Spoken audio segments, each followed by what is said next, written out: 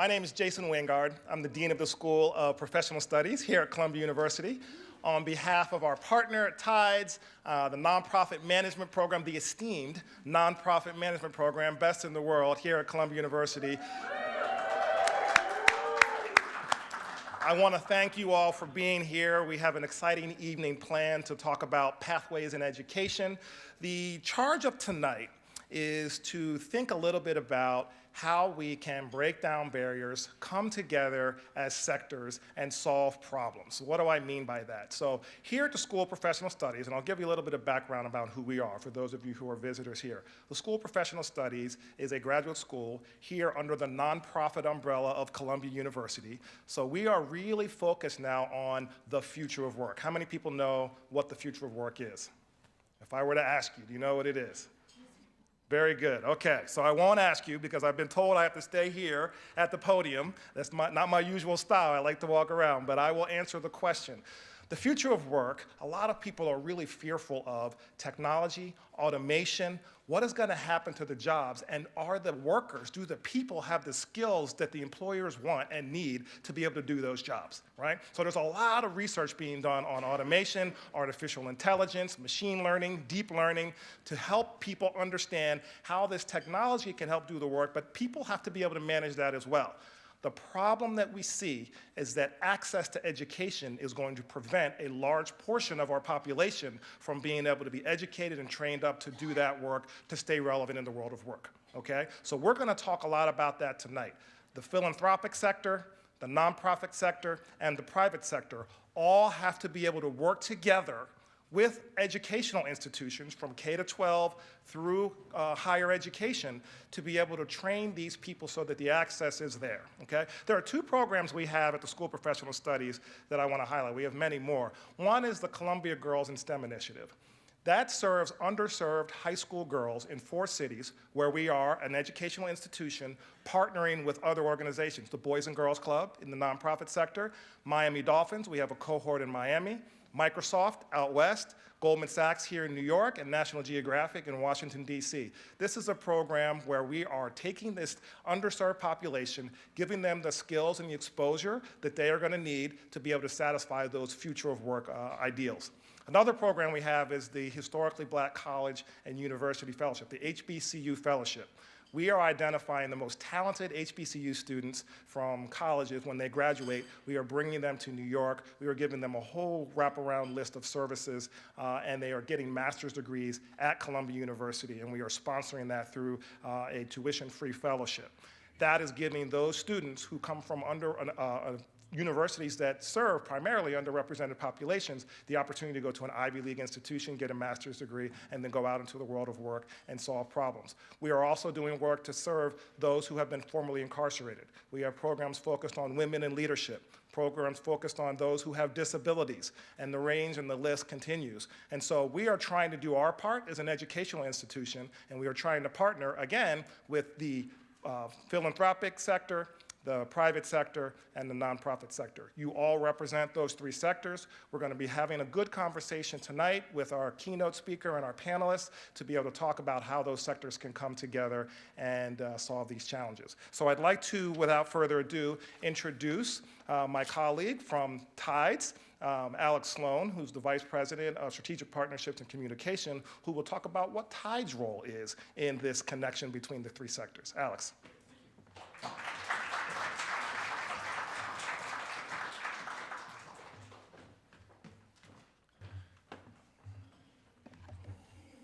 Jason, thank you very much. It really is such an honor for me to be here and for Tides to partner with Columbia University and the School of Professional Studies for tonight's evening. And thanks to you, Jason, and your amazing team of Cindy, Ben, Christine, Francis, Kira, Bianca, and Pamela, who we've been able to work together with so beautifully for the last couple of months to put this together. Really an extraordinary team, and we appreciate their time, their efforts, and the use of this really stunning facility here. I feel like I should burst out into an aria or something, which I'm not going to do, so I will spare you that, right? So, but on behalf of Tides and our 115 staff of dedicated, wonderful people, especially our New York-based team, many of whom are here today, and our leadership leadership team, thank you for joining us tonight. We're thrilled to represent and to bring to you some really exceptional professionals tonight who are using creativity and innovation and good old-fashioned drive to make a quality education more accessible to more people, to increase the chance that those people will be successful in learning, and to build those skills to make the world a better place. For those of you who don't know Tides, we are a philanthropic partner and nonprofit accelerator. We're dedicated to a world of shared prosperity and social justice, and that runs through all the work that we do. We partner with funders to help them maximize their impact across a wide range of issue areas around the globe. We empower social change leaders to focus on their mission by providing comprehensive infrastructure and organizational services to support them. We really seek to accelerate the pace of social change by crossing boundaries, by linking sectors and communities and cultures, and by working with innovative partners like many of you to help solve society's toughest problems, including access to education. So Tides has mobilized over $3 billion for social change since our founding in 1976, and we've helped to incubate and scale some 2,000 nonprofit organizations through comprehensive fiscal sponsorship over the last 25 years. We truly believe that quality education is for all and is essential to realizing a world of shared prosperity and social justice. And that's why quality education is one of the core issue areas for Tides. Last year, Tides distributed more than 4,000 grants all over the world, totaling $325 million. That's a lot of money. Of that, over 90 million across 600 grants went to efforts that promote education locally, nationally, and globally. And they're focusing on issues ranging from basic literacy to digital literacy, to STEM education, to arts education, and much, much more. So while we're headquartered in San Francisco, Tides has actually had a very active presence here on the East Coast and New York City for a long time. We have some 75 client partners on the East Coast, half of whom are based here in New York City. We have permanent offices here, and we have for decades, and we actually bought a building back in 2005, which serves as our home office for our amazing team here, some of which are here today. Hi, guys. Thanks for being here. These guys are awesome. And it's also home to about 15 institutional tenant partners who use our collaborative workspace, which we call Converge, to meet and to have their offices, and we subsidize that, so it's a space that actually is affordable and provides real community and collaboration for mission-aligned organizations. And we've been really honored to work with such amazing client partners in the education space here on the East Coast, including the Peer Health Exchange, the Orphan Starfish Foundation, who's here tonight, Protham USA, the Peer Health Exchange, Lambent Foundation, and Lumina Foundation, from where our keynote speaker comes tonight. So Tides actually has an even more important history with the Harlem community and Columbia University, in that we provided incubation and operational support services to the now independent West Harlem Development Corporation. The WHDC has funded more than 160 nonprofits that serve West Harlem and Community District 9 residents, where over 40,000 people have been benefited from services in education, housing, workforce development, arts, and culture. We're very proud of that work and very proud of West Harlem Development Corporation. So clearly, Tide stands in good company. And we stand behind many innovative social change leaders and funders who seek to expand access and seek to expand success in education. As Miriam Altman said, education is for improving the lives of others and for leaving your community and your world better than you found it. We deeply agree. So again, on behalf of Tides and our many clients and grantees and tenants who are really our partners in social change, thank you for coming out tonight and for dedicating, for all the students here, your professional years and our professionals as well, and your personal passion to this issue, this key issue that drives everything in social change. I look forward to meeting you on the road ahead to shared prosperity and social justice. So let's get to hearing from our amazing creative leaders, which I'm very proud to say are all Tides clients or partners in one form or another. In order to introduce our panel and our speakers, it's my deep pleasure to introduce you to Cindy Lott, who will introduce our keynote speaker and moderate our panel. Cindy is academic director of the Nonprofit Management Master's Degree Program here at the Professional Services School, as well as a full-time faculty member. She designed the Nonprofit Management Program and started the Masterclass series with the new curriculum 3 years ago. Please welcome Cindy.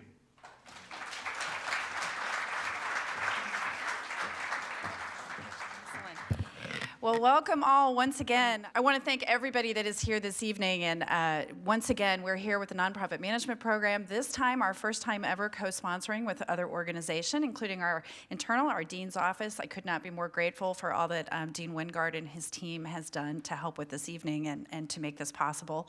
And also Alex Sloan and his team at Tides. So this is a new venture for us, and it's an excellent topic, and it's a great time to be talking about all things education right now. We all come from a different lens. We've got different players in the room, and even represented through the different lenses that the sponsors, all of us, have in tackling these issues that are very, very current. And frankly, one of the issues that we're going to be talking about tonight is the fact that we've been working on education through Philanthropic and other types of partnerships and vehicles for a really, really long time in this country, and we have not yet cracked the code. So we are working on those issues, thinking about new, innovative ways that we can do this. The School of Professional Studies is particularly well situated to deal with these issues for all the reasons that Dean Wingard mentioned. Much of what we talk about higher education and K through 12 as well. And Dr. Danette Howard, our keynote, is going to be presenting and framing this problem for us tonight with her vast experience. We talk about education, and what we mean by that often is equity. And it's something that the philanthropic community is extraordinarily ingrained in dealing with equity issues. We have a long history in the philanthropic sector of trying to deal with equity issues through education and into socioeconomic issues in the workforce. They're all connected. So I want to welcome everyone here tonight who thinks long and hard about these issues, and many of you I know have dedicated whole careers to it. So I am going to introduce, the way this flow is going tonight, I'm going to introduce our keynote speaker, and Dr. Howard is going to be able to, again, present and frame up some of these issues for us, and then I'll return with our other two panelists. One of our panelists was ill tonight, Dr. Noah Dresner from Teachers College, so we're sorry he couldn't join us, but we will soldier on. So with that, I'm going to introduce Dr. Howard. She comes from the Lumina Foundation, as Alex mentioned, which has a relationship with Tides. Lumina is an incredible organization. I've worked with the CEO, Jamie Merisotis, on other issues. So we're extremely grateful that Dr. Howard has come to do this keynote. She's currently the Senior Vice President and Chief Strategy Officer at Lumina, and oversees several of Lumina's key strategies to increase Americans' attainment of high-quality post-secondary degrees and credentials.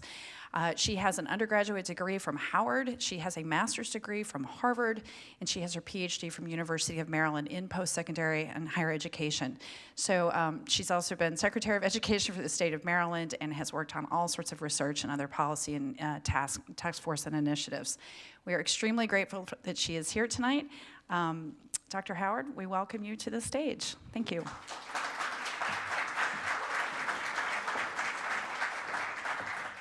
Good evening, everyone.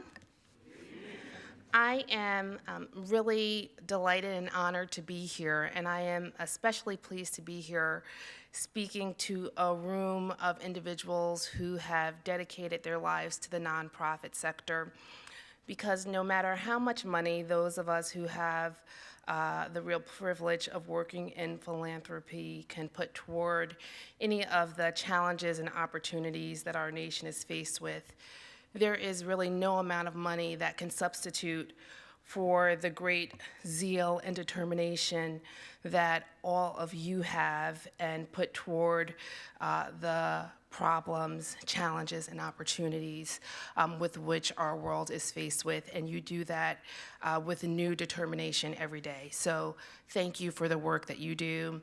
Thank you to Dean Wingard for having me, to Alex and to Cindy also for having me and for allowing Lumina to be represented here tonight.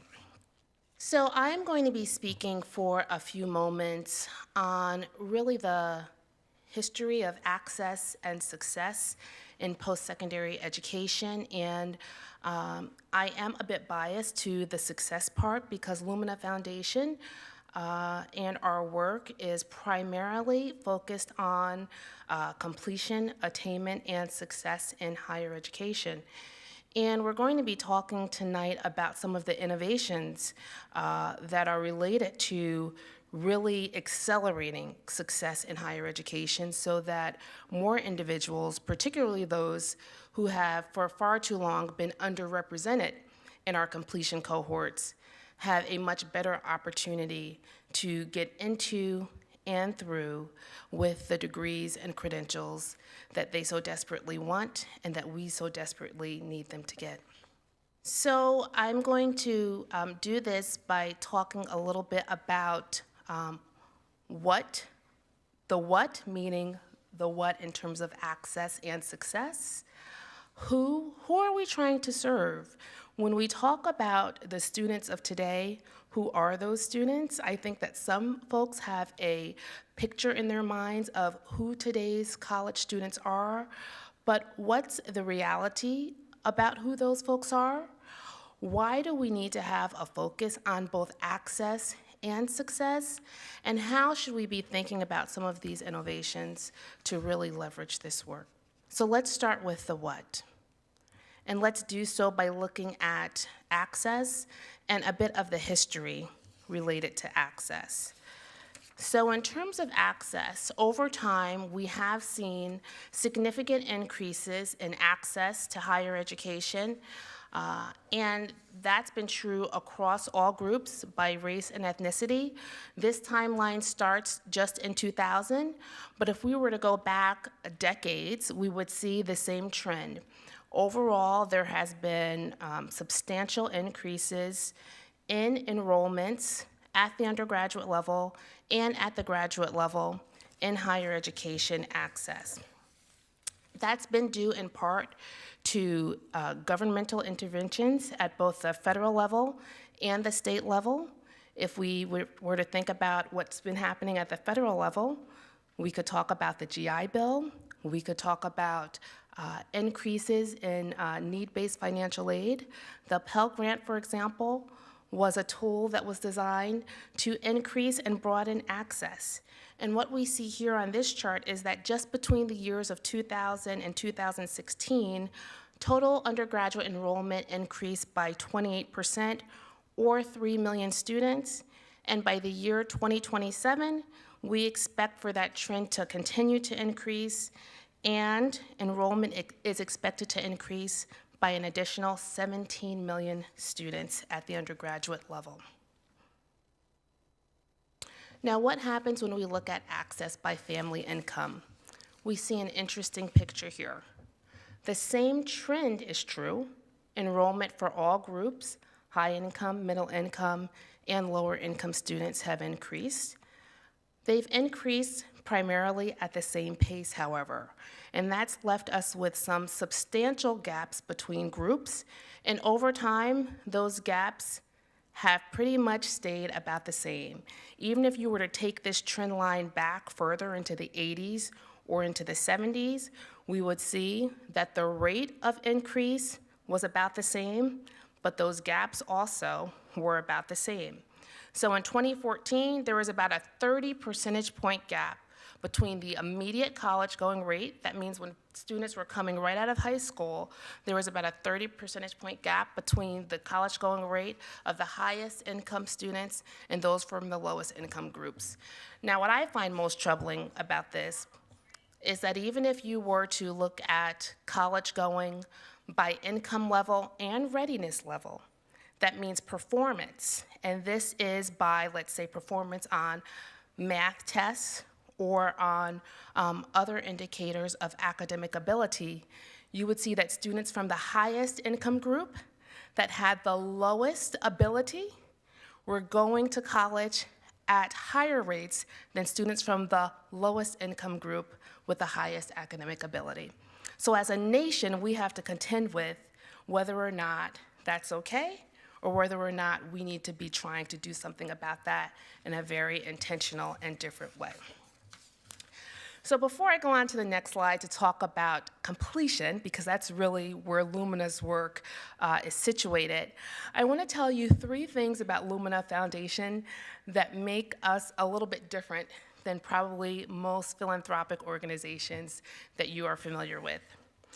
The first is that we are a young foundation. We were founded just in 2000, which makes us 19 years old. But I don't want you to think about us as a 19-year-old who thinks they know everything, but really only knows maybe enough to be dangerous. I want you to think of us as the most responsible 19-year-old that you know, who is really committed to making a difference in the world, and a really positive difference. The second thing that you should know about Lumina Foundation is that we are a single-issue foundation. So the only thing that we do is focus on increasing post-secondary success. And we are the only national philanthropic organization that has that singular and exclusive focus. Now, the third thing that you should know about Lumina Foundation is that everything that we do is guided by a single, quantifiable, public goal that we call Goal 2025. And Goal 2025 is listed here, and that is that by the year 2025, we want to help the nation increase the proportion of Americans with high-quality post-secondary credentials to 60%. I'm going to talk a little bit about how we got to that 60% number, but this is what guides everything that we do at Lumina Foundation. Every investment that we make, every thought leadership opportunity that we try to take advantage of, every partnership that we try to build is guided by Goal 2025, and it's also what keeps us awake at night. Because when this goal was established in 2008, the year 2025 felt like it was a long way off, but now the year 2025 is just around the corner. So where are we? Right now, we are at about 47%, between 47 and 48% of the nation having those high-quality post-secondary credentials. And this is really important to note. When Lumina first established this goal, only about 38% of the nation had these high-quality credentials. And this is also important to note because before 2008, the post-secondary attainment rate had been pretty stagnant for decades. So we weren't making progress. Why is that? Well, it's in part because for decades, the nation was primarily focused on broadening access. It's hard to conceive of this right now, particularly for a person like me, whose work is so focused on college completion, college success, and college attainment.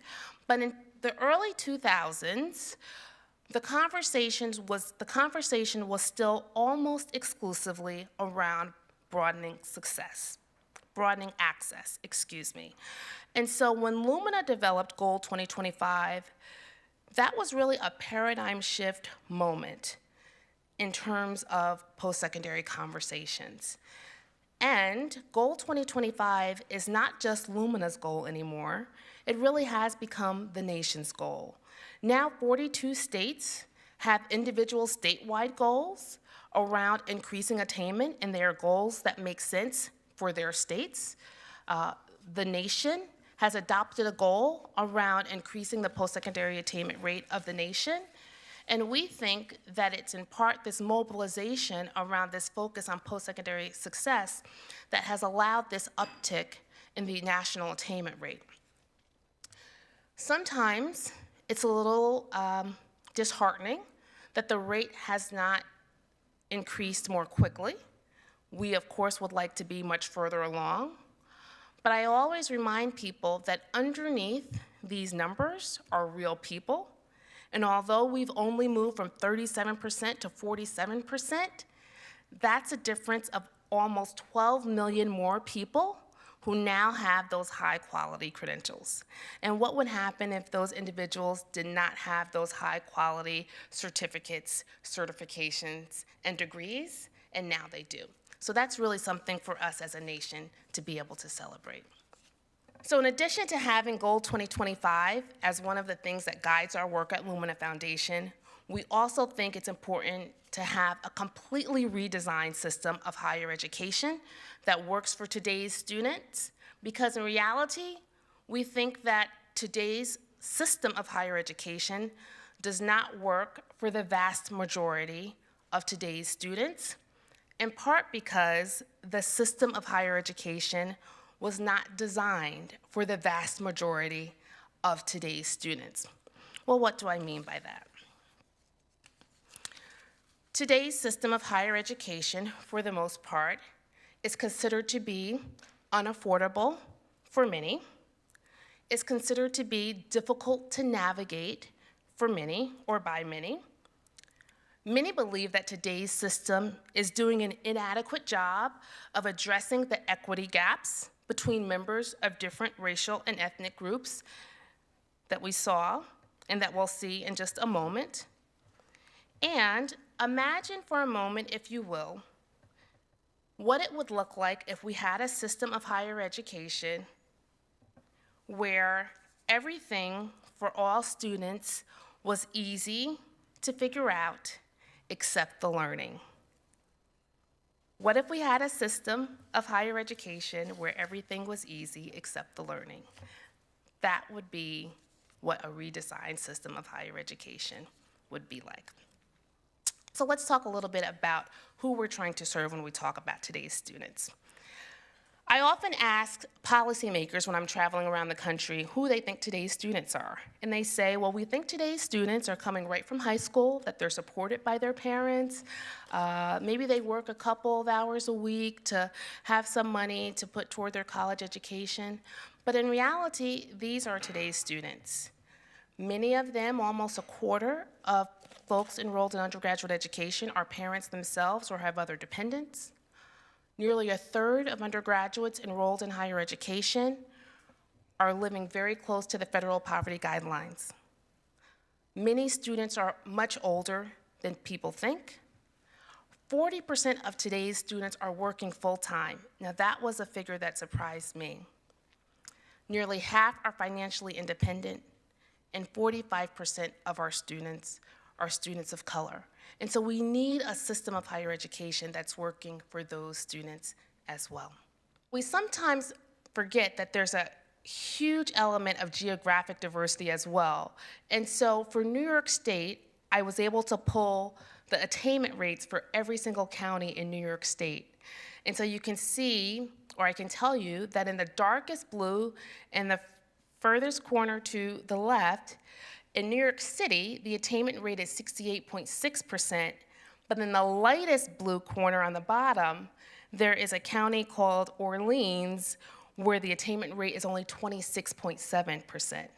So how do you think about a higher education system in the state that works for someone who's in the highest attainment county as well as someone who's in the lowest attainment county? So why do we have to think about this? The dean talked about the future of work. And the reason that Lumina came up with that 60% goal is that by the year 2020, 60% of jobs are going to require some learning beyond high school. And another figure that I found astounding is that 65% of students that are in elementary school today are going to work in jobs that don't even exist right now. So we need to have a system that's going to educate folks for jobs that we know exist, but for a lot of jobs that don't even exist today. And so how can we do that in a way that works for them and that works for higher education?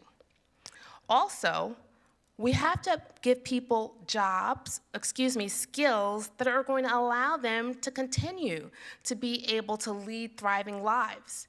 Because as our CEO, Jamie Marisota, says, as a result of the last recession, those who only had a high school diploma actually never recovered from the last recession because those jobs never came back. 99% of the jobs that were created since the recession actually went to workers who had some post-secondary education. And when we talk about equity, we have to look at those attainment rates and the gaps in attainment by race and ethnicity. And I just want to highlight, I always try to highlight some of the best data from the best states, from the states that are able to pull the best data. And this is a slide from Tennessee. They're actually able to look at what happens to their high school graduates who don't go on to post-secondary education. And you'll see here for students in their high school class who don't go on to to any post-secondary education. This is a real figure. A year after graduating from high school, those students only make $9,000. And there is no one in the state of Tennessee who was okay with that. So I want to move on to the how, and that's our innovations. And we're going to move through these very quickly, and hopefully we'll be able to talk through these more on the panel. So the how. A couple of thoughts on the how. These are some of the innovations that we're supporting at Lumina Foundation. One of them is income share agreements.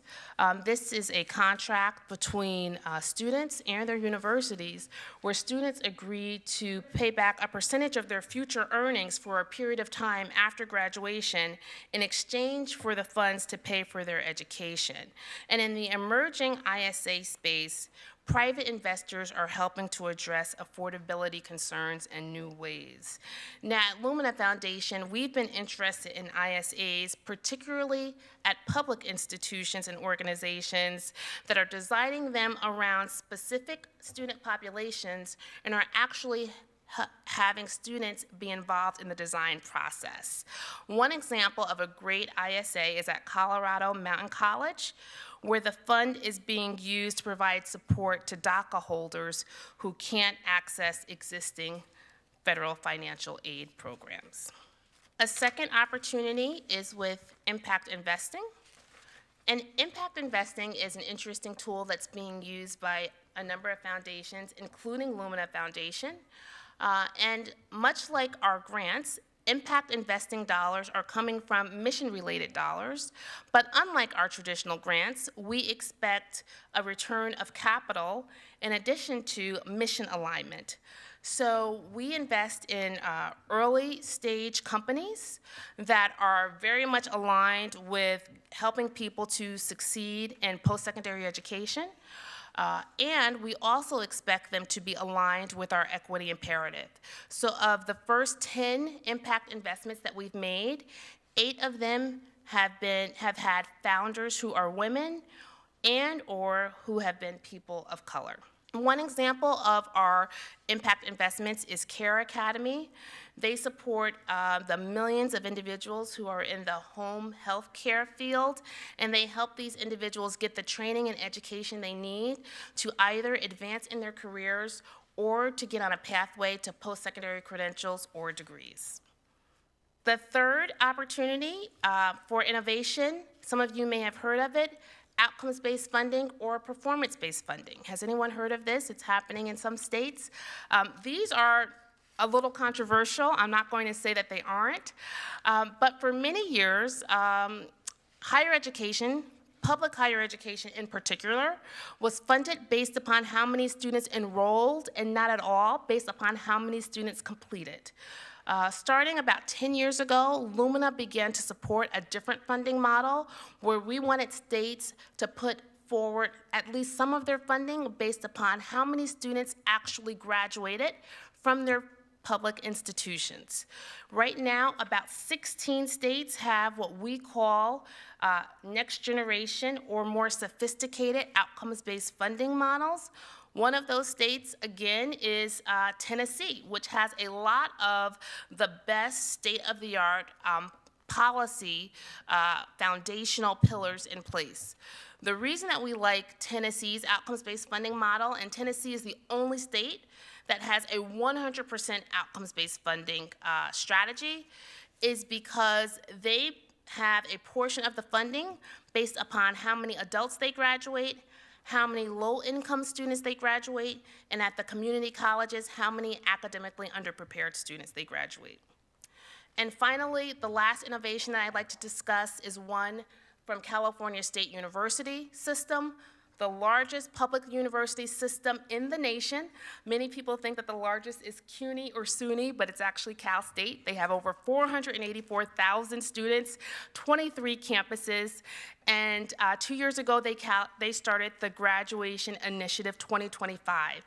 The reason that this is an innovative program is that they publicly stated that they were going to very courageously eliminate all of their equity gaps by race and ethnicity.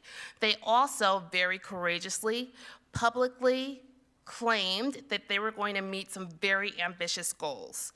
In a short period of time, they have made considerable progress on their graduation goals, and also the way that they went about doing this is through a funding collaborative of a number of different foundations. The reason that this is something that we have to consider more and more is that no foundation has enough money to solve any of these problems on their own. And when one foundation goes into one of these different opportunities and puts a stake in the ground and says that it's important, more foundations will consider coming in. And so these foundations are listed in the order in which they sign on to support the graduation initiative, and we are really hopeful that others will join the collaborative and will consider supporting other systems. So with that, I'm going to invite Cindy up and the panelists up, and we're going to hold all of our questions until the end of the panel discussion.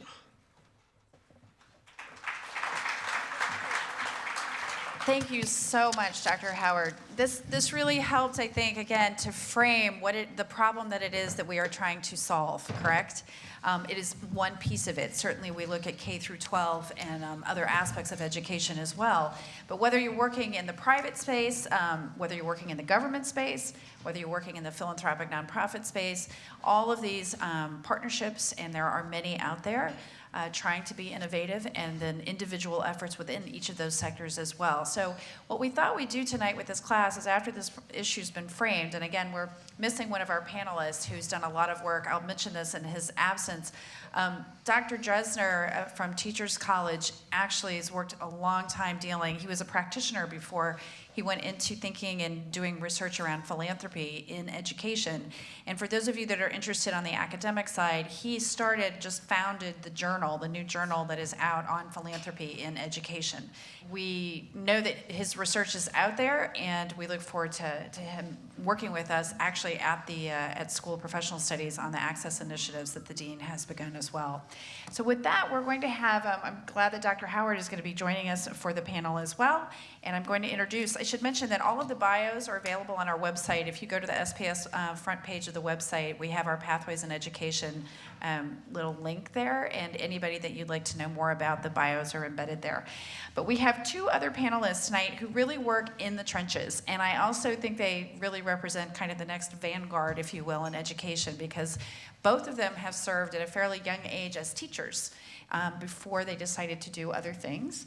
And I think that helps a lot with street cred, obviously, but it really informs, I think, also perspectives and how they thought about the work that they wanted to do in this space. And they are going about it very differently, and it's how they're going to address that tonight. So we have Miriam Altman, who's the CEO and co-founder of, is it Kinvolved? Is that how you pronounce it? I'm sorry? Kinvolved. And that's a .com, so she's going to talk about that. And then we have Grace Doramus, who is the Director of Strategic Initiatives at 100K in 10, and that's a .org. So again, different perspectives on how we might think about cracking some of the code here, as I say, around education. So with that, each of them is going to be doing a presentation, and then we will take up Q&A moderated at the end. Thank you. Hi everyone, my name again is Miriam Altman. I'm co-founder and CEO of Kinvolved, and at Kinvolved we're catalyzing communities to elevate student attendance by getting families engaged in children's education. And as Dr. Lott mentioned, I started my career almost 11 years ago now as a teacher in the New York City public school system. I taught at a DOE high school on 50th and 10th. I taught global history, and really from the first day, literally in the classroom, I was really shocked to see how many kids were missing class, whether they were coming late and missing first periods, skipping out throughout the day, or just missing consecutive days for a variety of reasons. It was really a foundational problem. And so I'll tell you a little bit more about my story in the classroom, but when I left the classroom, I felt like I hadn't quite solved this problem. And so in 2012, co-founded with Alexandra Meese, Kinvolved. And at Kinvolved, we are a for-profit benefit corporation, but we are very mission-driven and mission-oriented. People often think that we're nonprofit because we are so mission-driven on developing a solution that's going to boost attendance through positive family engagement. Just to give you a little bit of grounding in the problem, it's a fairly simple concept, of course, in life. If you don't show up, how can you really be successful? It's the same thing in school. When students don't show up to school, regardless of how amazing of a teacher you are, it's very difficult to help them progress towards, in my case, in my own classroom, the Global History Regents exam, which is, as many of you know, a required exam for graduation in New York State. And we know that when kids don't show up to school, they don't have the opportunity to not only develop academic skills, which can help them towards graduation, but they also don't have the opportunity to learn social and emotional development and really how to engage with others. And many of those critical skills around education that you learn in school are so important. And I know that Dr. Howard actually mentioned a stat that I think, I'm squinting my eyes, I'm pretty sure it's sort of a version of that $9,000 number. So graduates earn on average about $9,000 a year, which is about $3 trillion. And so $9,000 a year. And if those kids who last year alone were chronically absent, meaning that they missed about 10% of the school days or more, so about 7 million students across the entire country, if those kids had graduated from high school, that we know that they would have earned about $3 trillion, a little bit more than that, over the course of their lifetimes. So just to say it another way, attendance is the most critical leading indicator of student success. And we know also that family engagement and getting parents positively engaged in school is one of the proven solutions that can solve that really endemic problem. At Kinvolved, some of the benefits, and I'll actually explain what we do, of improving attendance is that, first of all, school districts really like it because not only does it improve graduation rates for obvious reasons, but it also brings money into school districts, in particular in certain states across the country, like California and Texas, that are actually have funding formulas that incorporate attendance metrics. It's called average daily attendance into how they're actually recovering funding. So by kids not coming to school, they literally are leaving, in some instances, millions of dollars on the table in lost revenue on an annual basis. So there is really a direct financial incentive to getting kids to school. And we also know that another critical byproduct of having kids in school means that they are more engaged in safe activities and engaging in the community. In New York City, a study a couple of years ago showed that about 89% of kids who were in the juvenile justice system were chronically absent. So just to give you a couple of senses of why it's important, if you're not already bought into why kids are showing up to school. So at Kinvolved, some of the results that we've seen, which we love to lead with, and again, we're for-profit, but very mission-driven, very mission-oriented for multiple reasons. It helps us get up every day, but it's also really important to be able to measure and show our impact because it's critical to both retaining our clients. We've got a more than 90% retention rate in New York City public schools, of which we work with about 150 now, as well as 100% retention rate among the nearly dozen districts we work with across the country. And so actually showing and measuring our impact is critical for our business and also to show the mission and the impact that we're having socially in our communities. So this school year, we're on track for our schools and families to exchange more than 25 million messages within our app, which I'll explain in just a moment. We know that in New York City right here, that schools that work with Kinvolved have shown that they're able to improve attendance at a rate that's 13 times better than peer schools in New York City as well. And I'll also mention that the schools with which we work have on average higher volumes of kids who are English language learners, qualifying for special education services, as well as qualifying for free reduced lunch. So really, some of our community's most at-risk students are showing the highest performance and improvement in attendance in the schools with which we work. And then in one of the districts has shown early results in decreasing chronic absence. So that metric of 10% of school days missed per year, they've been able to reduce that by 10% within their district in Connecticut, just to give you a flavor of some of the impact. And we actually we're still a pretty small organization. We've been around since 2012. And I can tell you a little bit about our sort of funding history, but we have raised some money, but it is somewhat limited, and I say that because people are usually pretty impressed at the amount of resources that we put into this annual impact report, which is on our website if you're interested in taking a look at it. We've done this every single year since the first year that we started working with a school. It's actually right on the corner here, the Ralph Bunche School, PS 125. We actually, looked at publicly available data, looked at metrics in our system, and then do a variety of qualitative data analysis to put together this report, which this year, for the first time from the 2018 school year, we were able to put out and provide national data.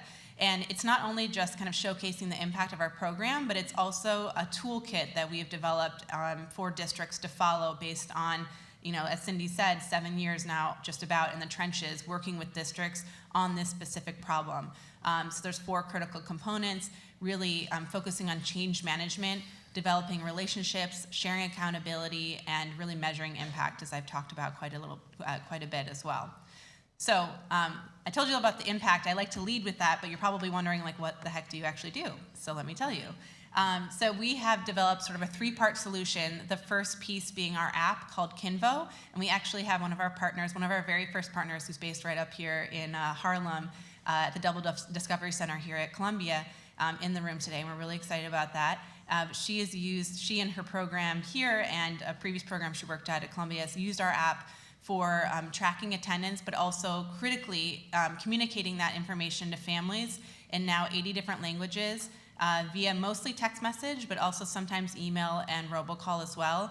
And one of the differences between our system and some of the other systems that are out there is the fact that it's really 2-way. We're talking about parent engagement, not just the sort of status quo sharing information out to parents where then they don't really know what to do with it. It's enabling them to respond back in their native language to someone at the school who can engage with them. Beyond just attendance communication, it's used for communicating about anything from getting kids to enroll in programs, which I know our partner tonight actually told me about their use of that earlier this evening, to sending emergency alerts. We have a district in Georgia that actually used this to make sure all their families were informed of the protocol when Hurricane Michael hit back in October, for example. There's also a number of different data reports that really help districts identify trends in absenteeism as well as family communications that really inform then interventions that they can undertake. I would just say that one of the things that we've seen when we're talking about impact is that year over year, the more time we spend with schools and districts, the more adoption there is. The process of change really does take time, and I think Cindy touched on that a little bit earlier. It takes time to see impact in this industry, even though we want to see really quick results. But one of the quick results we saw was that we saw this last September 75% more responses to text messages from our families compared with the previous school year in that at the same month. To accompany the software, because we never believed that just having a nice app was going to be panacea to absenteeism, we developed a curricula that is focused on teaching schools and districts empathy, intention, engagement, as well as this roadmap to improving attendance and really key strategies. Now that we're tracking this information, now that we're communicating with parents, now what? What do we do for the families that have something going on that's deeper than just they didn't know that the kid wasn't showing up to school? So we really work with the districts and the schools to that end. And then in larger communities like New York City, for example, as well as DC, Providence, Rhode Island, we host what we call community attendance summits. We've had 4 now in New York since 2017, and essentially they bring together a variety of stakeholders to come around a shared understanding of the problem when it comes to absenteeism, understanding of what resources are available to them in their community that they may or may not know about, and then understanding where they can kind of take away and come back to their own communities and their schools and their nonprofits, foundations, what have you, as well as government agencies, and really be part of the solution in their own sometimes siloed positions. Just to give you a sense of where we work, like I said, we started here in New York City. We grew here really for our first 4 years. We didn't do much outside of New York. If anyone has worked with the Department of Education here, it has pros and cons, and so really mastering that, and I wouldn't even say we've mastered it. It's definitely a learning in progress at all times, but we're now in about 150 schools in New York, but proudly we've grown to about a dozen districts in nearly 10 states outside of New York City, ranging from districts serving 3,000 kids in rural Kentucky to Providence Public Schools, 25,000 kids, as well as just got a contract with the state of Washington to start to do some work there as well. And so just to kind of pull it back to some of the business components that I was asked to discuss this evening, now that you have a good sense of what we do and what the impact has been. I mentioned I was a teacher. My co-founder was actually working with parents at Bronx Lebanon Hospital Center while I was teaching. helped them develop a parent support group for parents of children with autism. So we came together with really complementary backgrounds and experiences and launched the company as a winning entry into a policy competition when we were students ourselves in the policy school, Wagner, down at NYU. And that was a winning proposal, and we were able to kind of put some money together from there and decided to become a for-profit for two primary reasons. One being that our primary offering is a technology service, and certainly it is possible for nonprofits to own technology, but when we did our diligence, talked to other founders in social impact, talked to funders, we thought that most commonly software is owned by for-profit entities, but actually more critically important was the fact that we really wanted to make sure we were building something that our end users were going to be able to dictate because they were the purchasers. We didn't want to be held into foundation funding, as much as that actually has been helpful in helping us get started up in a variety of capacities as well. But at the end of the day, we really wanted to build something that only worked if people were willing to pay for it and were really willing to make an investment. The last couple of things I'll just say is in terms of sort of how we've been able to fund the business over the last several years. So we raised about $500,000 in grants and awards. So the philanthropy has been helpful, and a lot of that is competition earnings earlier on.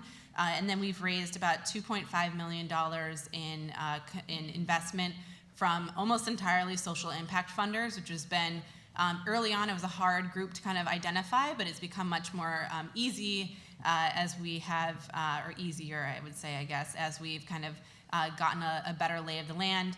And the Tides Foundation we're involved with because they are, I think, the fiscal sponsor of one of our most recent funders, which is called Twilio.org, which actually is the service that also supports our text messaging.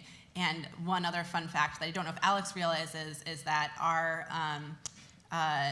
one of our very first customers was the West Harlem Development Corporation, which Tides actually was the fiscal sponsor for, and they continue to support our contract with about 10 schools here in Harlem. So with that, I'll look forward to your questions, and hope that was a good entree into what Kinvolved does.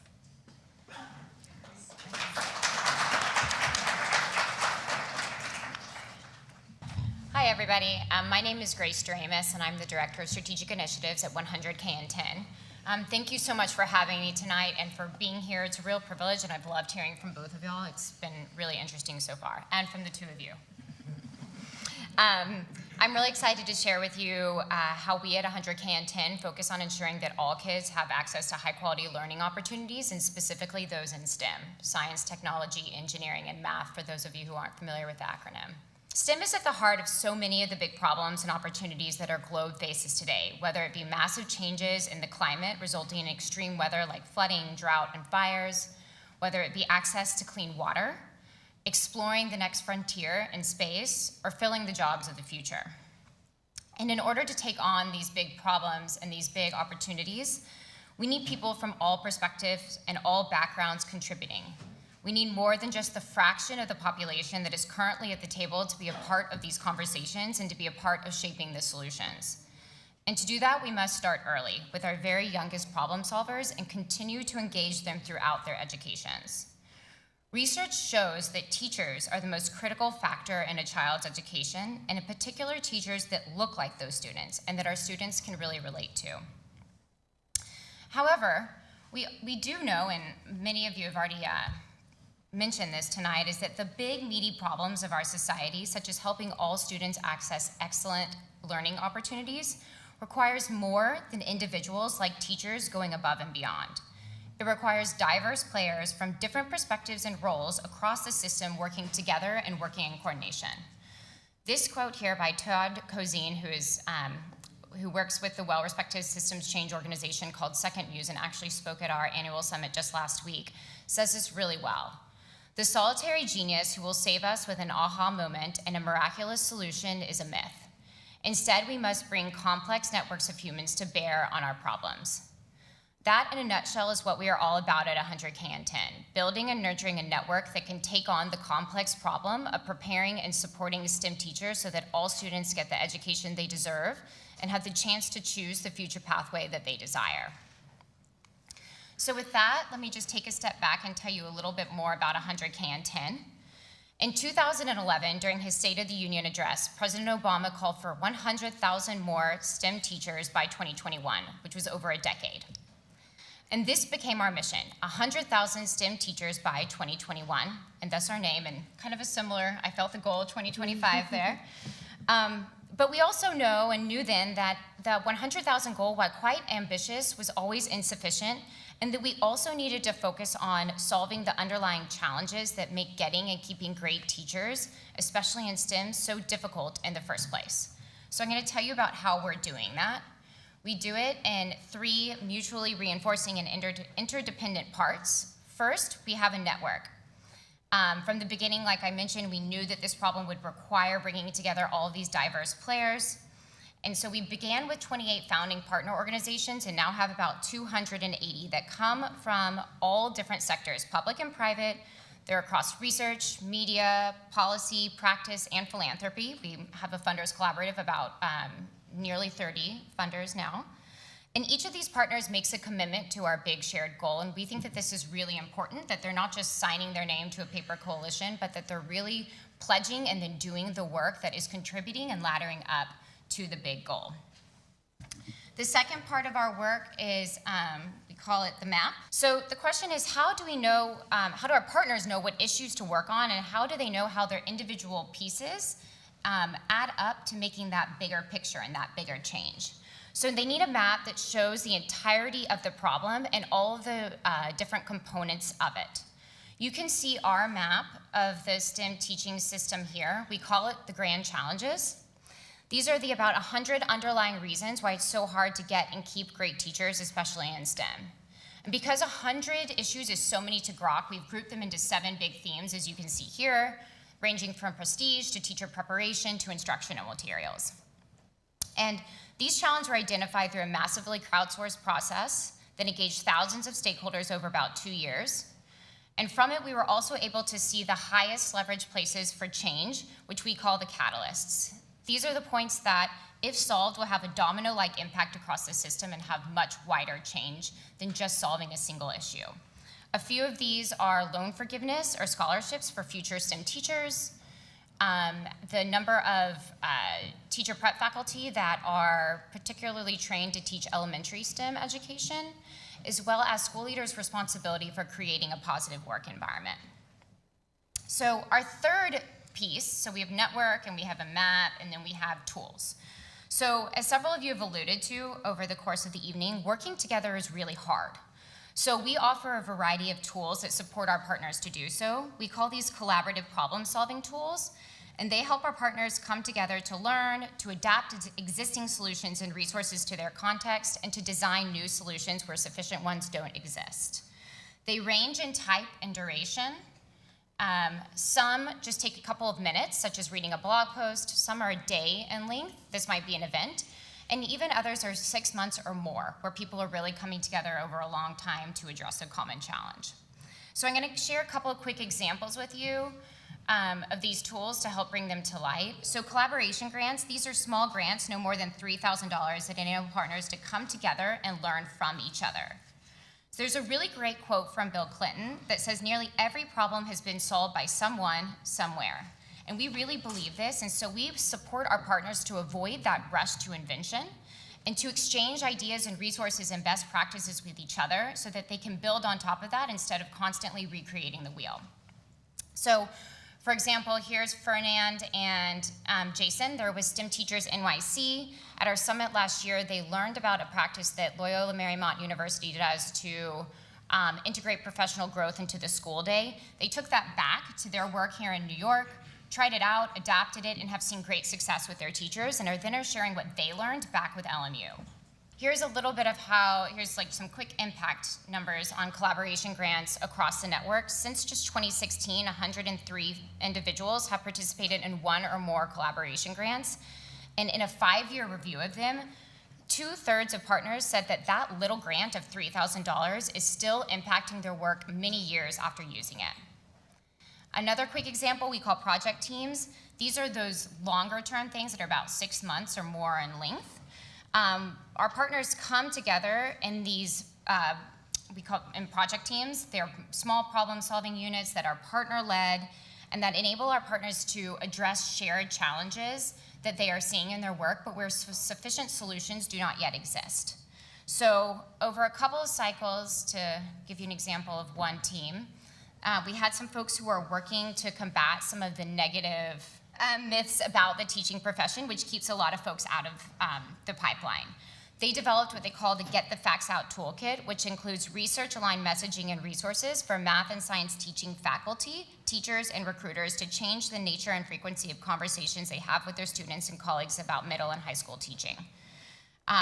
Tons of folks have used this over the about 9 months that it's been out there, and they actually also have an NSF grant now building on this work to take it to the next level. Over the first 3 cycles of project teams, we've had 192 individuals from 116 organizations develop solutions for 35 of the grand challenges. And 96% of team members reported that they learned something new, built relationships, or changed something about their work as a result of being on these teams. So I'll close with some overarching impact metrics about 100K and 10, and a couple of thoughts on the philanthropy front. So for one, it's all adding up. As of 2018, our partners have collectively prepared about 68,000 STEM teachers toward that 100,000 goal, which is actually tracking ahead of what our original projections were to reach the 100,000 on time by 2021. I also really like these numbers even a bit more, because I think to some of the other points folks have made, change is long, takes a long time to happen, and it's hard to do. And that we have learned that through our work, 85% of partners have reported that they've learned something, 70% say they tackled challenges they couldn't have taken on alone, and half have actually changed something about how they do their work as a result of what they do in the network. So, you know, to say a note about the funding landscape, we are grant funded completely. We have learned a lot through our particular position in looking for grants, and have really learned so much about how in many cases funders are really trying to stay in their lane, quote unquote, of funding.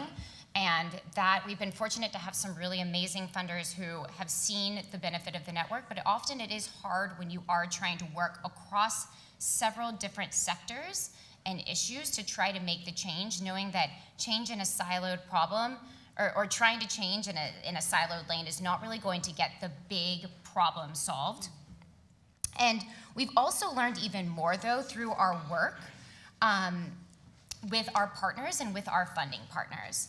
And that, you know, evidence that their investments, you know this very well, are paying off is very understandably critical to most funders. However, we've learned through our work in the network that asking for immediate impact metrics can also be detrimental in some cases, as it can force organizations to solve the most immediate surface issues rather than getting at some of those underlying root cause problems.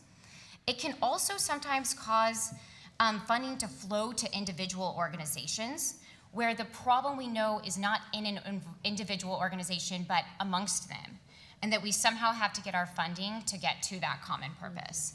So that's just a bit of what we've learned, and we're really excited to talk more with y'all about this and to continue to explore these issues. And I just really thank y'all for the conversation and look forward to the discussion. That's great. Thank you all so much. Yes.